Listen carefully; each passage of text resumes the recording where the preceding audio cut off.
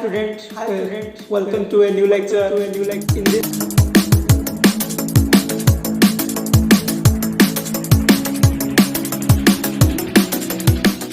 this lecture, I will introduce you Coulomb's.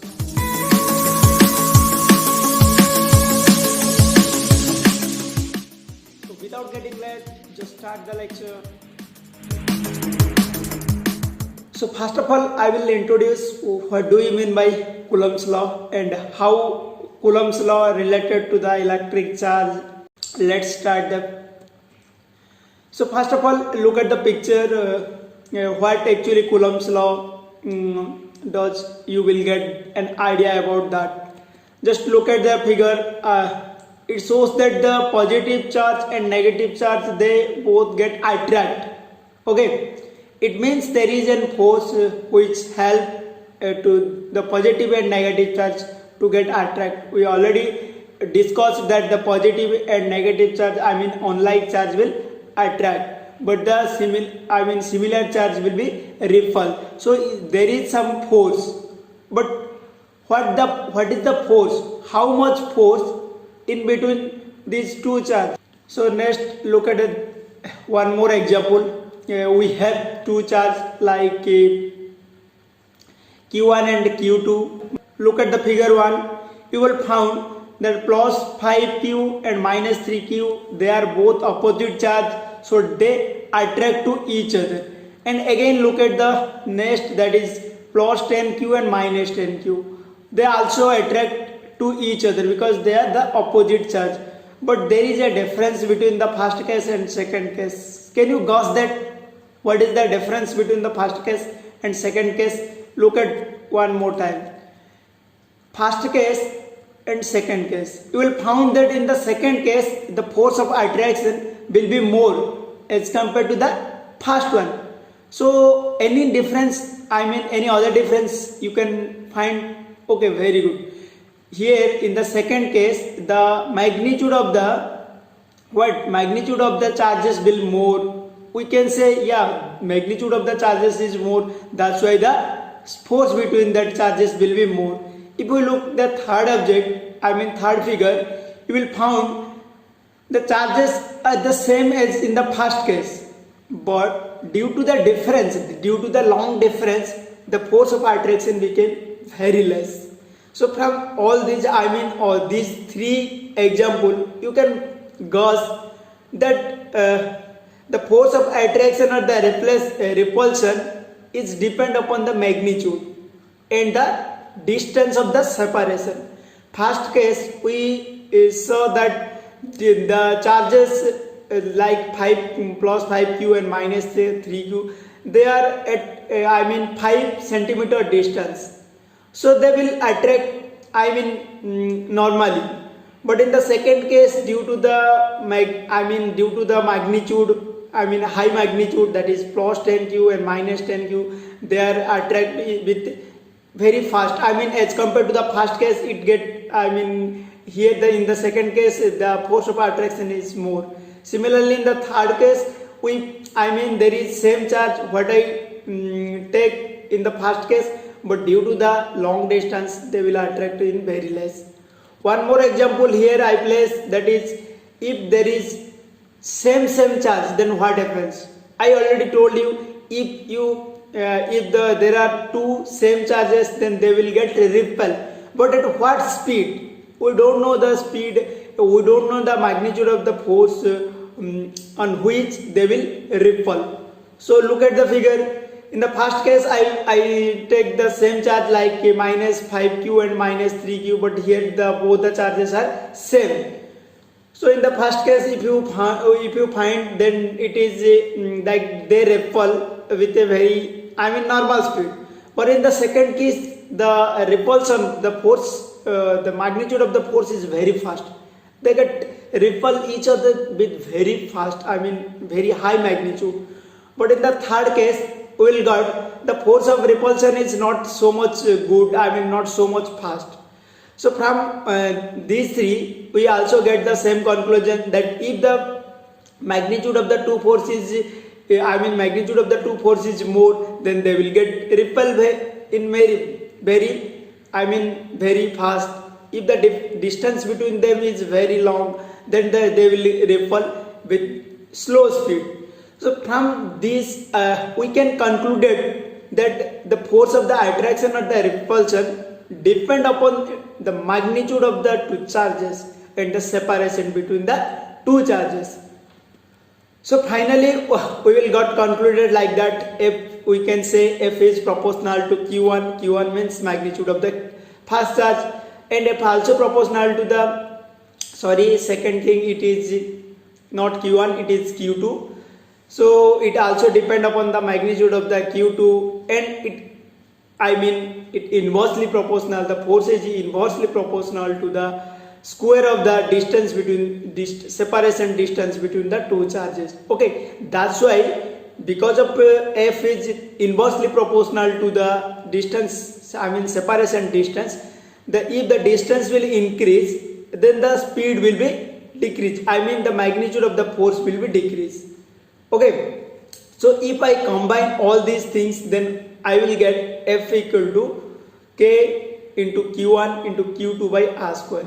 Okay, K is what? K is a proportionality constant which we use to remove the proportionality. Okay, so finally we can say that Coulomb's law is defined as a force of attraction or repulsion between two charges, and here the force is directly proportional to the product of the magnitude of the two charges and inversely proportional to the square of the separation distance between them. So this statement, the Coulomb's law is basically state the force, how the force in between two charge body. Okay, so let's next about the unit and the value of K. This is the SI unit of K, which is 9 into 10 to the power 9 Newton meter square per Coulomb square. This is the unit of the K, and this one is the numerical value for K we can use. So how the unit is like Newton into meter square by Coulomb square?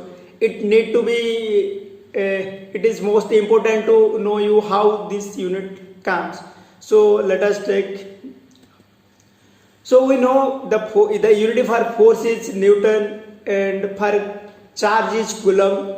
So if we talk about the formula like force equal to K into Q1 Q2 by R square.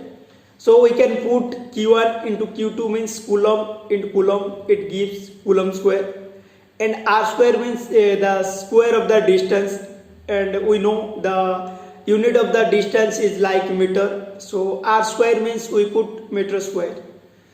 Simply if we put all these units in the formula like F equal to K into Q1 into Q2 by R square, we will get Newton equal to what? Newton equal to K into C square by meter square. From this we can calculate K equal to Newton into meter square by Coulomb square. So in this way you can calculate, find the value, unit of the K. And it is most important, and sometimes it comes in your exam that find the unit of K, derive the unit of K. So it will help you much more in that case. Next, in the other way, K is represented as 1 by 4 pi epsilon 0, where epsilon 0 is the permittivity of the free space. So it have also some value, so you can calculate that value by putting like K. We already know that K equal to 9 into 10 to the power 9 Newton meter square per Coulomb square. So from this you can calculate the value of the epsilon 0 of permittivity. So just like put that K equal to 1 by 4 pi epsilon 0. So simply we can replace epsilon 0 equal to 1 by 4 pi K. So I will leave it for you, just find the answer and post your answer at the comment box. Otherwise in the next lecture I will tell you the value and how you calculate the value of the epsilon 0. So finally, if you put the value of K like K equal to 1 by 4 pi epsilon 0 in the equation of the force, we will get the final equation of the force like F equal to 1 by 4 pi epsilon 0 Q1 Q2 by r square. Okay, got it? So next we will discuss the Coulomb's law in the vector notation, because force is a vector, so that's why we have to discuss the Coulomb's law in the vector notation. So before going to that, I will give you some idea about the vector. So what does it mean? Vector means what? Vector means is a quantity that have both the direction and the magnitude. You can say force is a vector, because if you say force is 10 Newton means it is the value and you put it in a particular direction. Okay, that's why force is a vector. Similarly, you can say displacement is a vector, velocity is a vector, acceleration is a vector. So these all are the vector. Next, I want to say one more thing, that what is the unit vector? Unit vector means the vector having the magnitude 1 or you can say unit. Similarly, what is the position vector? Position vector means is a vector which help to identify a position of a point. If we talk about in our case, so let us take Q1 and Q2 are the two charges placed at these 2 points here, Q1 and Q2. If you want to identify the position by a vector, then we can draw a coordinate like this one is x-axis and this one is y-axis. By drawing the coordinate and by drawing the position vector, we can identify the position of the Q1 and Q2. I mean where Q1 and Q2 are and what are the coordinates like that. Just look at this. R1 shows you by drawing R1 we can identify the Q1 is here, I mean in this coordinate. So this R1 vector help us to identify the position of the Q1. Similarly, the vector R2 help us to identify the position of the vector Q2. So you can say R1 and R2 are the two position vector for Q1 and Q2. And if we join a line with Q1 and Q2, we will get like this. Then there are two forces. You can say that Q2 has a force due to Q1, because there are two charges Q1 and Q2. So Q2 have a force due to Q1, and you can also say that Q1 have a force due to Q2. So I write F12 and F21. F21 means it is the force on the Q2 due to Q1. If I say F12, it is the force on Q1 due to Q2.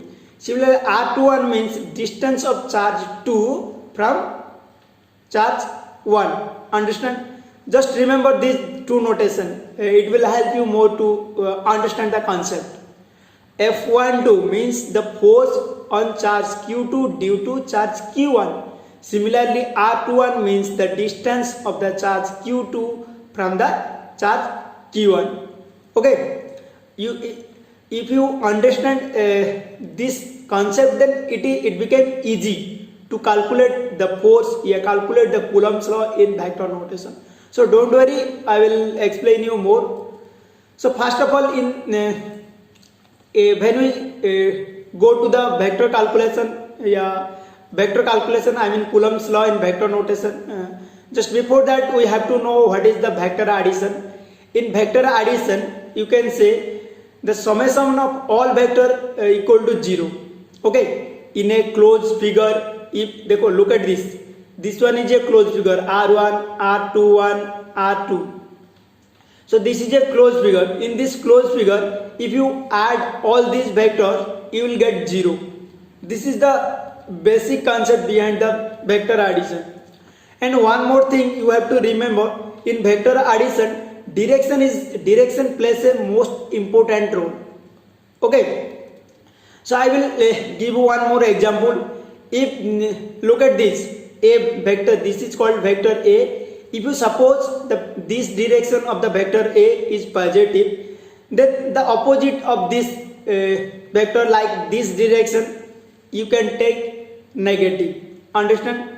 This one is, if this one is positive, you take this one is positive, this direction is positive, means it is always negative. Understand?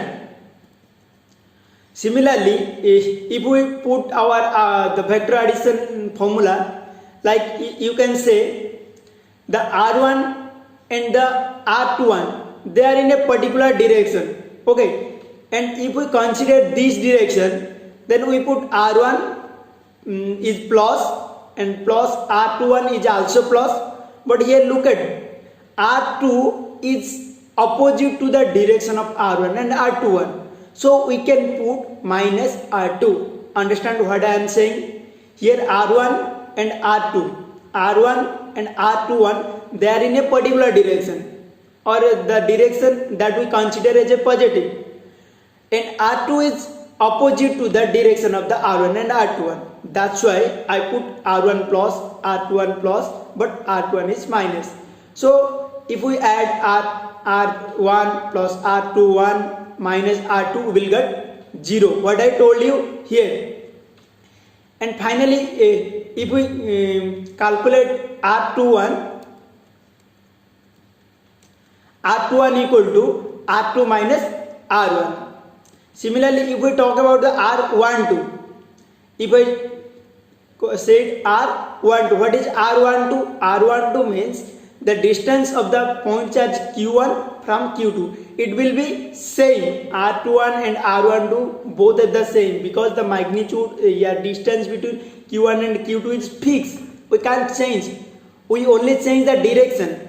So we can say r12 and r21 both are same, but due to the different in the direction, we put minus notation whenever we use the vector symbol. I mean, when we consider the vector, we put r12 equal to minus r21, but the r21 and r12 both have the same magnitude, only the difference is the direction. Unit vector, how we will calculate unit vector of a vector? Like r1 is a vector, but we have to find the unit vector of the r1. Similarly, we have the distance like r21, and we have to calculate the unit vector.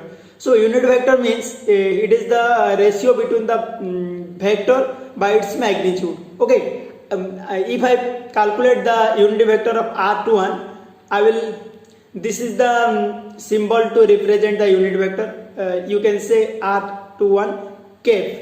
Okay, equal to r21 vector by r21. This shows the magnitude and this shows the vector notation. Simply, if we put the Coulomb's law here, we will get the F equal to 1 by 4 pi epsilon 0, what we already calculated. So Q1, Q2 by the distance between the charges Q1 and Q2. Here the distance between the charges is R21. So we put R21 square. Why R21? Why not R12? Because here we write F21. That's why I put R21 square. And this one is the unit vector. Why I place this one? Because at the left side the force is in the vector form. So we have to balance both sides the equation by putting a unit vector. So it helps us to make this side is a vector. That's why I put R21 cap. And it is a unit vector, means its magnitude is 1. So it cannot alter the equation. If I put this one is an extra term. Okay. So this is basically used for the vector notation to balance both side vector. And we will calculate the F21, F12. I mean we will get the same force, because in the F21 we will get 1 by 4 pi epsilon 0 Q1 Q2 by R21 square. Similarly, when we calculate F12 we will get same thing, 1 by 4 pi epsilon 0 Q1 Q2 by R21, I mean 12 square. And we know that R21 and R12 they are both same. There is a difference like that. There is only difference is the direction. So we can say F21 and F12 have the both magnitude. I mean in case of the magnitude they both are equally, but the direction is different. So we can write F21 equal to minus F12. Understand? Similarly, if we talk about the force between the multiple charges, we just look about the force between two charges. If similarly, if you have so many charges, I mean number of charges, then how you will calculate the force? I mean, look at the example here: Q1, Q2 and Q3. There are three charges, and we have to find the force on Q1 due to Q2 and Q3. So force on any charges due to the number of other charges is the vector sum of all force on that charge, okay, due to the individual charge taken at a time. I mean, first you will calculate the force on Q1 due to Q2, that is F12, and again you will calculate the force Q1 due to Q3, that is F13. Then you will add these F13 and F12 vectorically to get the total force on Q1 due to Q2 and Q3. So let us take the same example here. Suppose we have the charge like Q1 and Q2 and Q3, okay, and for that we will draw the position vector. This one is a position vector, this one is a position vector, this one is a position vector, okay. So we can say this position vector is R1, this position vector is R2. Sorry, I not mention the notation, and here the position vector is R3. So we can say if the force on the Q1 due to Q2 is F12. Understand what I mean what we already calculated in the last slide. We will do same thing. The force on Q1 due to Q2 is given by force F12, and it is given by 1 by 4 pi epsilon 0 Q1 Q2 by R12 square. This is the R12. R12 means what? Now it is the distance between Q1 and Q2, and R12 cap is the unit vector of the R12. Similarly, we will say that the force between the Q1 and Q3, I mean the force on Q1 due to the charge Q3 is F13. Okay, if we apply the same thing, same rule, we will get same thing, that is F13 equal to 1 by 4 pi epsilon 0 Q1 Q3 by R13 square and into R13 cap.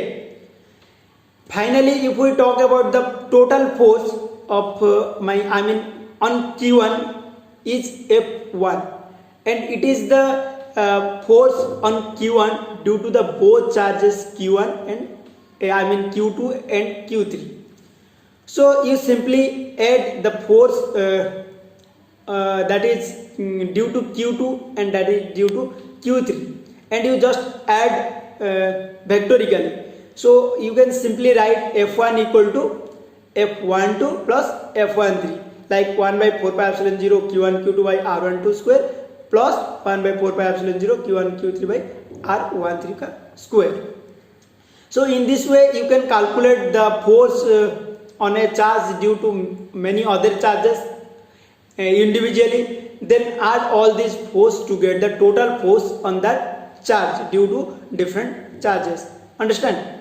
Next one more thing I want to say, that is the principle of superposition. Principle of superposition, in the sense it said that in a system of charges like Q1, Q2, Q3, so many charges, the force on Q1, what I told you, Q1 due to Q2, Q3, Q4, there I say the force on Q1 due to Q2 and the Q1 due to Q3 are, they are unaffected. The Q1, the force on Q1 due to Q2 is always same. If I place another charge near it, Q3, then even then the force between the Q1 and Q2 will not change. The force between the Q1 and Q2 is constant. Okay. So if we have many charges like the Q1, Q2, Q3, Q4, more charges, and we have to find the force on Q1 due to these all charges. I mean, you can say the force on Q1 due to all charges is Q1, Q2, Q3 is F12, F213, F14 like F1N. So first of all, we will calculate individually the force on Q1 due to Q2, Q3, Q4, and we will add all this to get the total force on Q1.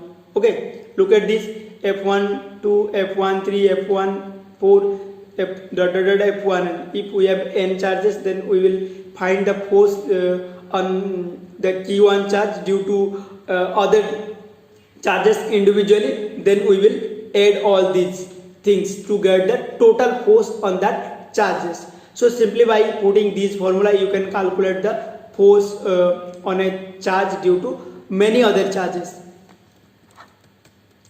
So in this way you can calculate. I hope it will help you and it will give you more benefit to understand this concept and to the mathematical calculation what I mentioned.